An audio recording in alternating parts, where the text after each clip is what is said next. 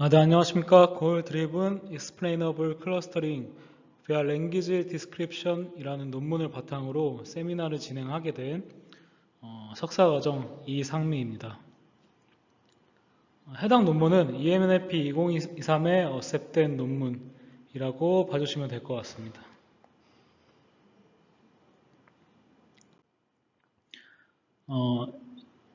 이번 세미나 영상은 Introduction, Method, Experiment, Conclusion 순으로 진행하겠습니다.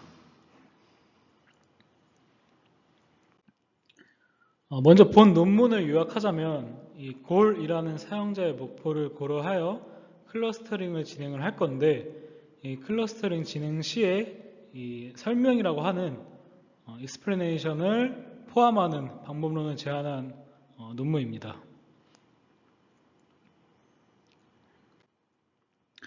먼저 인트로덕션에 대해 짧게 말씀드리겠습니다. 기존 텍스트 클러스터링 방법론들은 각 텍스트 샘플을 벡터로 인코딩한 후에 클러스터링 알고리즘이 이제 진행이 되는데요. 해당 텍스트 클러스터링 방법론들은 이제 단순히 클러스터링을 통해 클러스터만을 생성할 뿐 어떤 해석 가능한 클러스터를 구축하지 못하고 사용자의 목표를 반영하지 못한다라는 문제점이 있습니다. 이러한 텍스트 클러스터링 방법론에 설명을 포함하는 연구들이 진행되어 왔는데요. 첫 번째 논문은 이 두 분포 D0와 D1의 차이를 발견하고 이를 자연어 형태로 설명하는 방법론입니다. 그래서 이 두 샘플을 주었을 때 차이점을 잘 생성하기 위해 모델에게 학습을 시키자라는 접근을 가지고 있으면서 즉 다른 분포를 가지는 각 코퍼스 D0, D1의 샘플을 인풋으로 주고 차이점 S를 아웃풋으로 학습하는 형태로 진행됩니다. 학습 데이터는 GPT-3과 휴먼 어노테이터를 통해 차이점 S의 목록을 큐레이션하고 이 S를 만족하는 샘플을 역으로 생성한 후에 다시 어노테이터에게 실제로 이 S를 만족하는지 판단하도록 요청하여 구축을 합니다.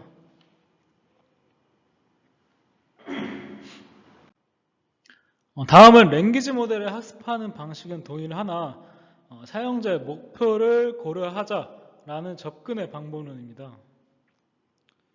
이것이 트레이닝 인퍼런스 시에 인풋에 골이 이제 들어간 것이 차이점이라고 봐주시면 될 것 같습니다.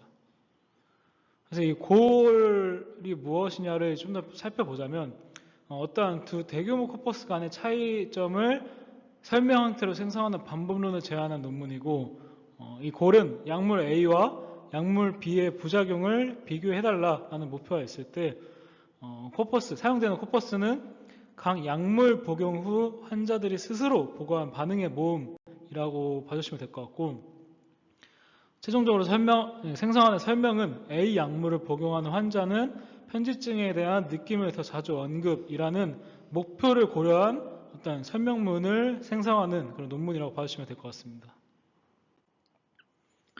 학습 데이터 구축은 프로포절 프롬프트로 이 코퍼스와 골에 적합한 익스플레네이션을 이제 생성하고 이 인스턴스마다 밸리데이터 프롬프트로 익스플레네이션이 적합한지 검증하면서 사람의 공수가 들어가지 않은 이 프롬프트를 통해서 자동화 형태로 진행되는 형태입니다.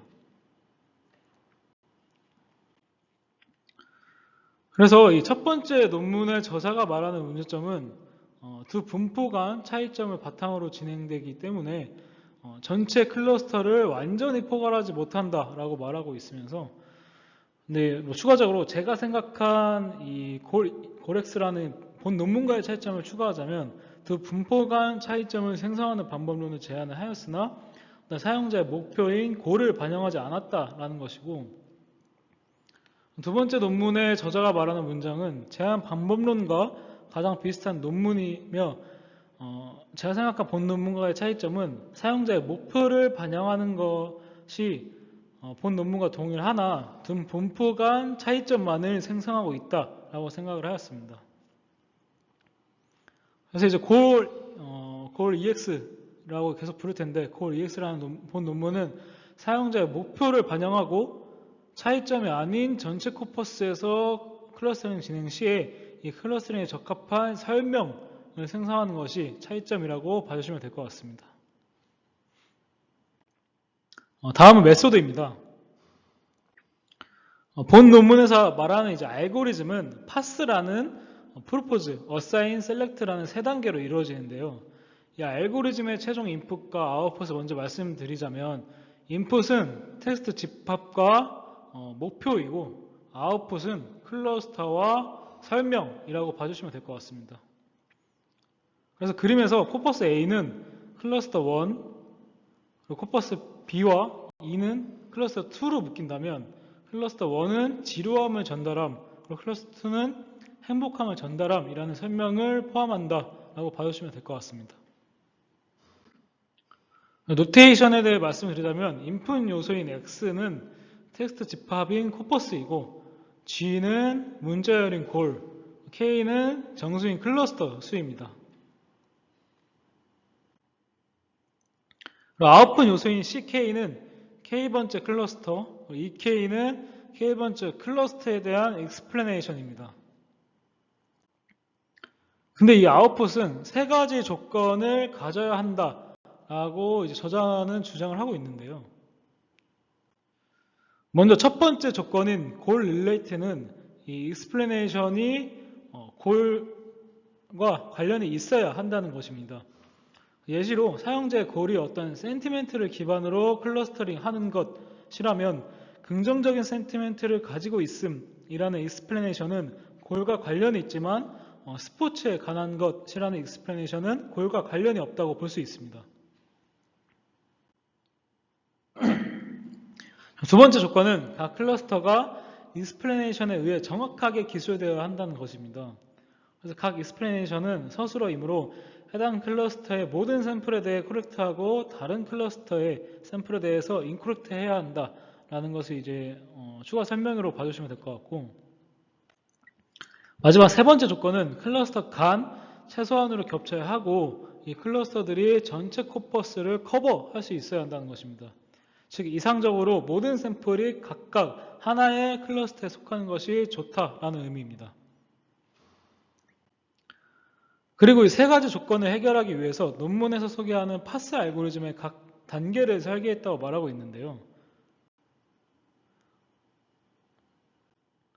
그럼 이제 각 단계에 대해 먼저 알아보도록 하겠습니다. 첫 번째, 프로포즈 단계 목표는 프로포저, 그러니까 랭귀지 모델을 사용해서 프로포저에 코퍼스를 부여를 해서 고래 관련된 익스플레이션을 생성하는 것이고, 여기서 인풋은 코퍼스와 골이고 아웃풋은 어떤 캐니데이트 익스플레이션, 그러니까 최종 익스플레이션이 아니라 후보 익스플레이션을 아웃풋으로 생성을 하고 있습니다.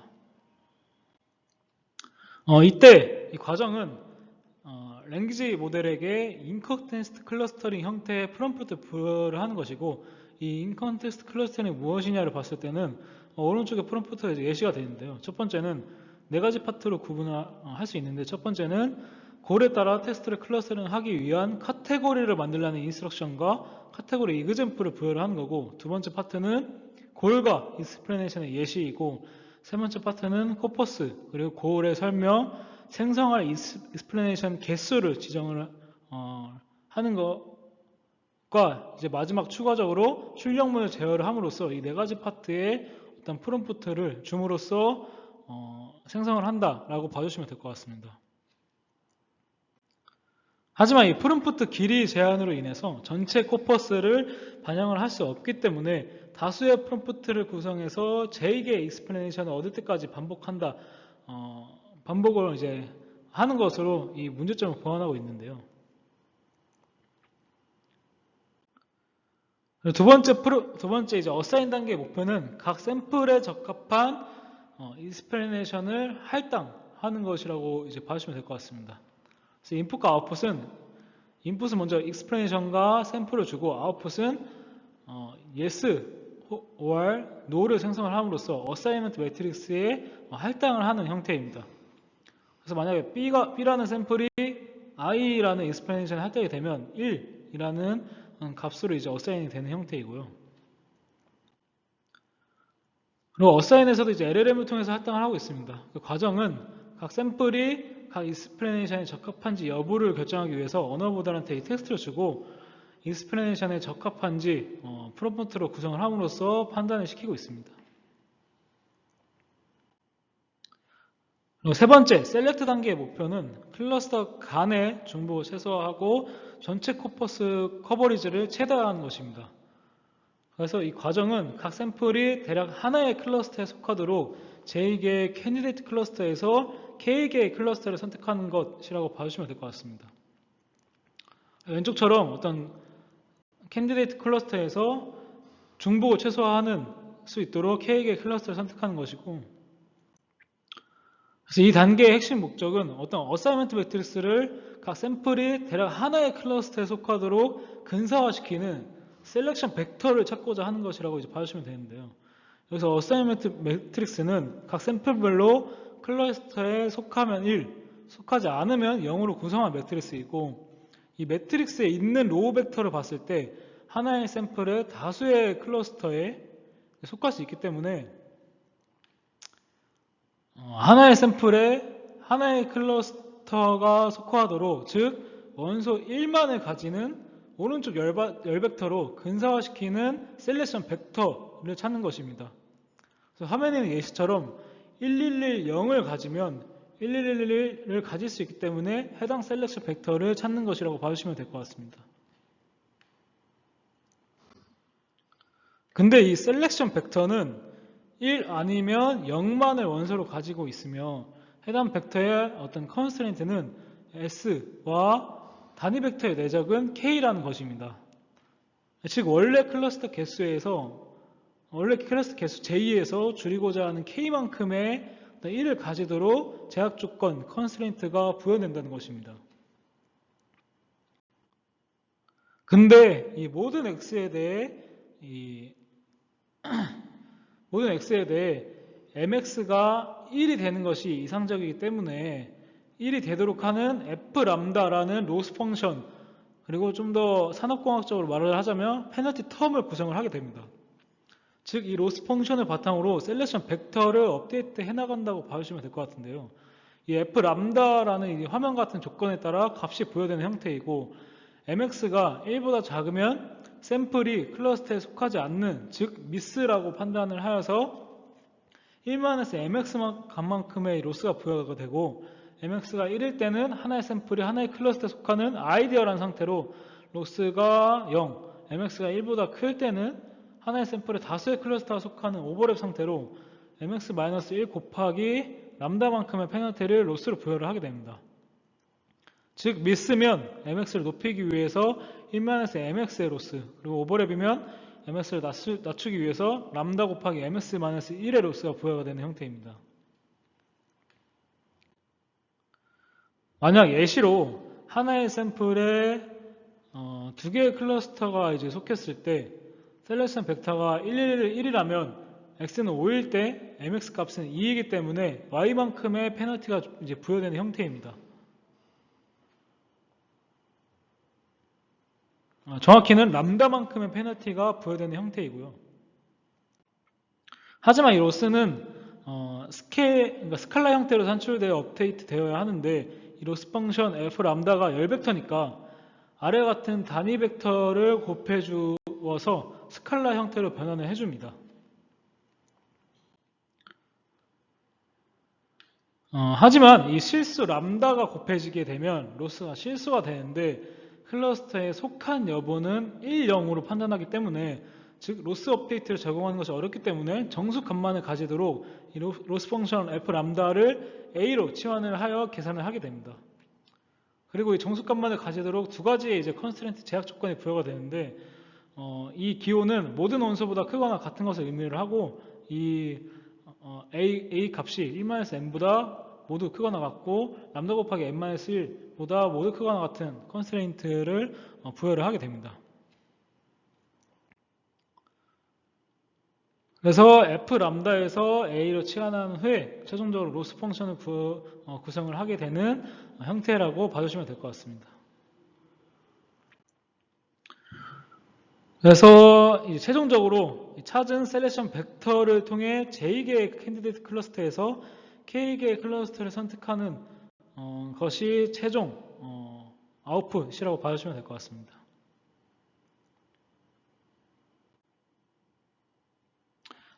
이제 파스 각 단계 외에도 두 가지 절차가 있는데요. 첫 번째 멀티플 인터레이션은 전체 코퍼스를 커버하기 위해 5번의 반복을 진행을 합니다. 이때 이전 반복 결과들에서 익스플레네이션이 어사인되지 않는 샘플을 바탕으로 새로운 익스플레네이션을 생성하는 형태라고 봐주시면 될 것 같고, 두 번째 커밋 투 싱글 클러스터는 파스가 끝나고 필요할 때 각 샘플을 단일 클러스터에 커밋하는, 즉 어사인과 다르게 최종적으로 반영하는 보조 절차가 진행되는 형태입니다. 그래서 커밋 투 싱글 클러스터에 대해 좀 더 자세히 설명하자면, 랭귀지 모델을 활용을 해서 각 샘플을 단일 클러스터에 커밋하는 이제 프롬프트를 사용을 하고, 이때 사용하는 프롬프트는 화면과 같은데요. 다수의 익스플레네이션과 텍스트 샘플을 주고 이 텍스트 샘플에 적합한 익스플레네이션을 매칭하는 형태입니다.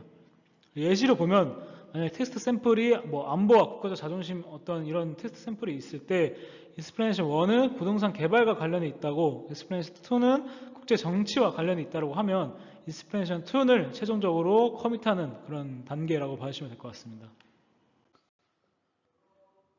네, 다음은 익스페리먼트 파트에 대해 말씀드리도록 하겠습니다.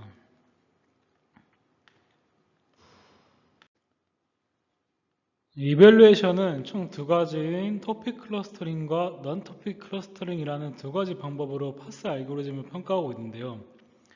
이때 사용되는 레퍼런스는 어떤 논 클러스터, 그러니까 골드 클러스터와 익스플레네이션, 즉 이미 어노테이션 된 클러스터링과 익스플레네이션을 활용을 하고, 파스는 코퍼스로부터 어사인한 클러스터와 셀렉션한 익스플레네이션을 활용합니다.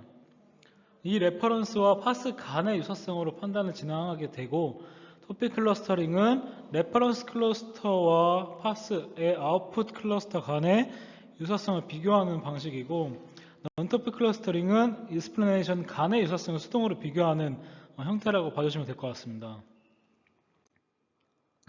그래서 평가 데이터셋은 총 4가지인데요. 뉴스, 에이지 뉴스나 DBpedia, NLT 뉴스 같은 이런 데이터셋은 각각 도메인만 다르게 토픽이 구성된 데이터셋이고, 여기서 좀 주의 깊게 봐야 될 데이터셋은 SYN-GOAL-EX라는 다양한 목표를 반영할 수 있도록 3가지 측면으로 구분하여 새로 합성한 데이터셋입니다. 그래서 아래 예시를 들자면, 언어 장문 스타일 주제라는 각 측면에 대해 4개의 값을 구축하고 3가지 측면에 걸쳐 64개의 값을 바탕으로 목표를 설정하고 64개의 값에 대해 LLM인 클라우드를 활용을 해서 16개의 테스트 샘플을 생성하게 됩니다. SYN-GOAL-EX에 대해 좀 더 자세히 설명하자면 다음과 같은 절차로 제작되는데요. 첫 번째로 화면과 같은 프롬프트로 토픽을 부여를 해서 텍스트 샘플인 요약문을 생성하고 랭귀지와 스타일을 부여해서 제작성하는 형태로 데이터셋이 구축됩니다. 다음은 메소드와 베이스라인인데요. 파스는 프로포저로는 GPT 3.5 터보를 사용을 하고, 어사이너는 Plenty5XL을 사용을 합니다. 일단 어사이너가 텍스트 샘플마다 클러스터를 부여를 하니까 API 비용이 나오는 LLM을 쓰지 않고 플랜 모델을 쓴 것 같습니다. 3가지 베이스라인은 확률 기반 토픽 클러스터링 모델인 ADA와 인스트럭션이 포함된 데이터셋으로 학습한 인스트럭터, 그리고 인풋 아웃풋을 구축한 E5 모델이 있습니다. 매트릭은 아웃풋 클러스터와 레퍼런스 클러스터 간의 유사도로 계산되는데요. 먼저 클러스터 매칭은 두 클러스터에 속해 있는 교집합, 그러니까 샘플의 겹친 비율을 바탕으로 비슷한 클러스터를 매칭을 하고, 이 비슷한 클러스터 간의 매크로 웨폰 스코어를 계산을 합니다.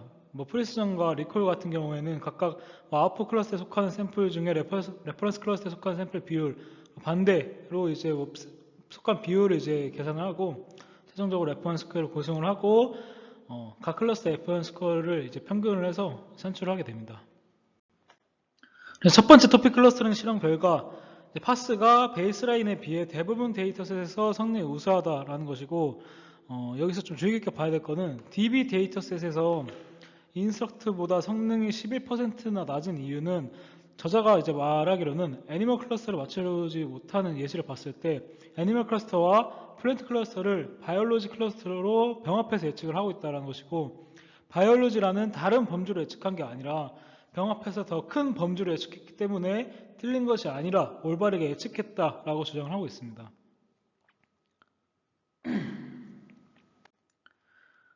그리고 이제 넌트픽 클러스터에 대한 평가로 로케이션, 랭귀지, 그리고 글쓰기 스타일이라는 목표를 기준으로 한 클러스터링 평가 결과인데요. 목표 기반 클러스터인 파스가 베이스라인의 성능을 모두 능가했다라는 어떤 실험 결과이고, 근데 여기서 인스트럭터의 성능이 특히 낮은 이유는 토픽에 대한 클러스터링에 인덕티브 바이어스가 있다는 것을 의미합니다. 다만 이 글쓰기 스타일의 성능이 좋지 않는 이유로는 좋지 않고 있는데, 여기서 프로포저로 GPT-4를 사용하고 어사이너로 GPT-3.5 터보를 사용하면 성능이 14% 정도 향상이 됐다라고 말하고 있고, 근데 뭐 이런 거는 좋은 모델을 썼기 때문에, 그러니까 어사이너로 바꿨기 때문에 당연히 성능이 오르는 것이고,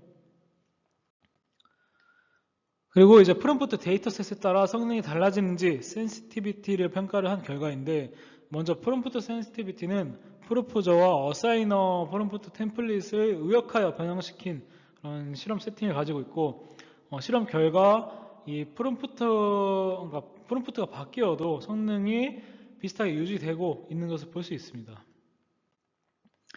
다음은 이제 데이터셋 센시티비티 평가인데요. 여기서 두 가지의 변형을 가하는데, 임밸런스는 클래스마다 샘플 개수를 다르게 구성하여 평가하는 방식이고, 노이즈는 기준 클래스 외에 다른 클래스에 있는 샘플을 섞어서 이제 평가하는 방식입니다. 그래서 베이스라인 인스트럭터와 비슷한 성능 저하가 발생하기 때문에 파스가 특별히 취약하지, 그러니까 센시티비티가 있지 않다라고 주장을 하고 있고요. 파스의 각 요소에 대해서도 평가를 했을 때, 첫 번째로 파스 반복을 제거했을 때 성능 변화, 이거 두 번째는 셀렉션 알고리즘의 기여도 분석인데요. 첫 번째는 그러니까 5번 반복하지 않고 한 번 이터레이션 시에 성능이 저하됐다라고 말하고 있고, 셀렉션 알고리즘에 대한 기여도는 그리디, 그러니까 커버리지를 최대화하는 방법론을 알고리즘을 했을 때 중복에 불이익을 주지 않는 IAP와 이제 비교를 한 결과이고, 기존 셀렉션 알고리즘을 사용하는 게 가장 높은 성능을, 그러니까 람다가 0보다 큰 값을 부여를 하는 게 가장 높은 성능을 야기했다라고 말을 하고 있습니다. 그리고 이제 오픈엔디드 어드밴스드 어플리케이션 결과인데, 파스는 그러니까 클러스터 레이블이 있는 벤치마크에서는 높은 성능을 달성하지만 실제 어플리케이션에서도 유한지 실험을 진행한 결과입니다. 그래서 12개의 실제 오픈엔디드 문제 모음인 오픈골 EX 데이터셋을 따로 구성을 하여서 평가를 했고, 이 문제는 클러스터 레이블이 없기 때문에 아웃풋 출력 조건이었던 세 가지를 바탕으로 파스를 평가를 진행을 합니다. 추가적으로 오픈골 EX 데이터셋을 바탕으로 세분화된 클러스터 트리를 생성하여 분류 체계를 구축할 수 있는지 이제 평가를 하였고, 첫 번째 이제 그러니까 정량적 평가 결과인데, 출력 조건 첫 번째였던 익스플레이션 어큐러시에 대해서 평가한 결과이고, 이 평가 과정은 클러스터 CK에 대해 모델이 생성한 익스플레이션 EK가 정확하다면 클러스터 CK의 샘플 X가 주어졌을 때 다른 클러스터 C-K에 대한 설명인 E-K보다 EK가 더 관련성이 높다고 판단을 해야 한다고 말하고 있습니다. 그래서 X와 EK 그리고 E-K를 휴먼 어노테이터에게 제시하고 더 관련성이 높은지 판단 후에 이제 반춘 비율을 평가를 했을 때 파스의 비율이 가장 높았기 때문에 익스플레이션 어큐러시라는 출력 조건을 만족했다라고 말하고 있고요. 두 번째 렐레번스의 출력 조건은 파스의 익스플레이션이 목표와 얼마나 연관되었는지를 평가한 결과이고, 파스와 베이스라인의 익스플레이션 중에 어떤 것이 목표와 더 관련이 있는지 휴먼 어노테이터에 이제 평가를 하였습니다. 그래서 이 결과를 봤을 때 이 윈이라는 비율이 파스가 이긴 비율, 로즈가 진 비율인데, 이 이긴 비율이 진 비율보다 높기 때문에 파스가 더 렐레번스 조건에 만족을 했다라고 말을 하고 있고요. 커버리지 앤 오버랩은 평균적으로 샘플의 66%는 적어도 하나의 클러스터 이상에 속하면서 60%는 단 하나의 클러스터에 속하는 결과를 도출하였다라고 말을 하고 있습니다. 근데 여기서 LDA나 인스트럭터는 100%각 샘플이 하나의 클러스터에 속하는데 여기서 좀 흥미로운 논리라고 생각을 하는 게 어떤 샘플이 익스플레네이션에 관련되지 않는 경우 억지로 클러스터에 할당하여 100% 수치의 커버리지를 하는 것보다 파스처럼 할당하지 않는 것이 더 나을 수도 있다라고 이제 주장하고 있습니다. 그래서 우리가 클러스터링 할 때 무조건 하나의 클러스터에 속하는 어떤 결과를 일반적으로 보는데 굳이 그 클러스터에 관련되어 있지 않다면 속하지 않는 것이 맞다라는 어떤 논리를 이제 주장을 하고 있는 것이라고 해석해 주시면 될 것 같습니다. 그리고 이제 각 코퍼스에 대해 분류 기준 수립인데요.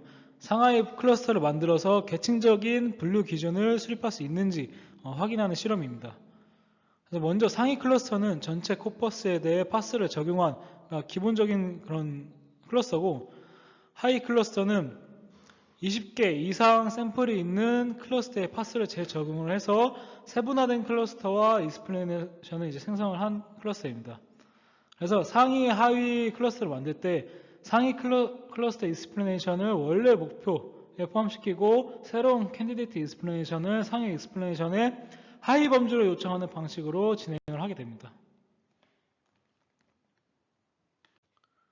다음은 이제 생성한 분류 기준에 대한 정성평가의 결과인데요.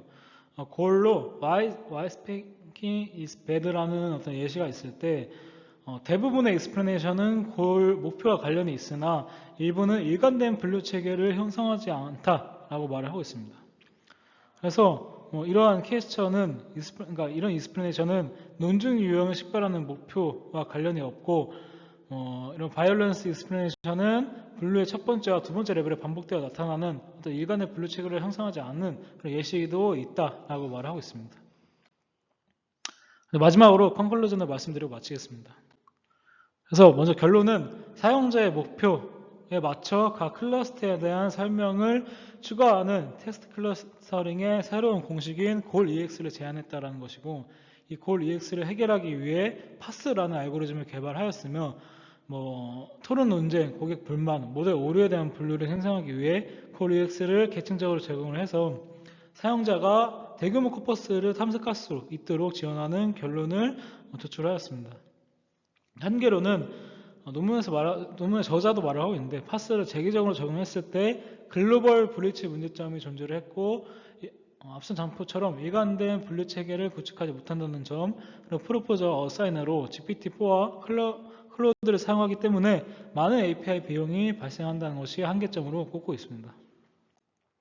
네, 지금까지 설명 가능한 클러스터링이라는 방법론을 제안한 골EX라는 논문을 소개한 DSP 석사과정 이상민이었습니다.